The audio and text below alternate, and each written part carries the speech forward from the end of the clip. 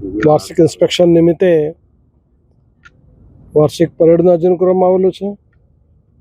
સાથે સાથે આવતા વર્ષમાં પોલીસની જે ચુનૌતીઓ છે એને પહોંચી વળવા માટે તમામ પ્રકારની જે તૈયારીઓ કરવામાં આવેલી છે એની સમીક્ષા કરવામાં આવનાર છે। સ્પેશિયલી આજે જે ઇન્સ્પેક્શન નિમિત્તે એન્ટી ટેરરિસ્ટ સ્ક્વોડ દ્વારા કેવી રીતે કોઈ પણ ચુનૌતીને સામનો કરી શકાય એનું એક રિહર્સલ રાખવામાં આવેલું છે। એ રીતે રાઇટ્સ હોય, તમામ પ્રકારના પોલીસની તૈયારીઓ હોય, બીટ મોબ ડ્રીલ હોય, એ તમામ પ્રકારની જે પોલીસની કાયદો વ્યવસ્થા લાગતમાં જેટલી ચુનૌતીઓ છે તમામના જે રિહર્સલ કરવામાં આવનાર છે અને સમીક્ષા કરવામાં આવનાર છે।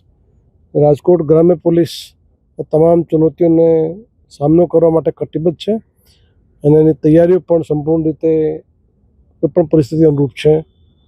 આજે અમારે જે ઇન્સ્પેક્શન પછી તમામ પોલીસ સ્ટેશનોમાં, તમામ રેન્જમાં તમામ પ્રકારની જે આપને ખબર છે ગઈકાલે જે દિલ્હીમાં જે બ્લાસ્ટ થયો એ અનુસંધાને છેલ્લા લગભગ 18 કલાકથી આ તમામ પ્રકારની તૈયારીઓ, પોલીસની વ્હીકલ ચેકિંગ હોય, સાર્વજનિક જગ્યાઓ ચેકિંગ કરવાની હોય, રેલવે સ્ટેશન હોય, બસ સ્ટેશન હોય, જે ભીડભાડના તમામ વિસ્તારો છે એના ઉપર ચેકિંગની કામગીરી પણ ઝુંબેશ ચાલુ છે। સાથે સાથે દરિયાઈ વિસ્તારમાં પણ અમારી સખત વ્હીકલ ચેકિંગની કામગીરી છે, શંકાસ્પદ વ્યક્તિઓની ચેકિંગની કામગીરી છે અને તમામ પ્રકારના જે લેન્ડિંગ પોઈન્ટ છે એને પણ ચેકિંગ કરવાની કામગીરી સંપૂર્ણ રીતે ચાલુ છે।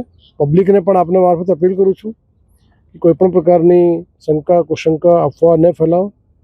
કોઈપણ વ્યક્તિ પાસે સચોટ બાતમી હોય, કોઈપણ લાવારીસ વસ્તુ હોય, લાવારીસ ચીજ વસ્તુ હોય, વ્હીકલ હોય તો તાત્કાલિક પોલીસના ધ્યાન દોરે તો પોલીસના વિરુદ્ધમાં કડકથી કડક પગલાં લઈ શકે। Thank you.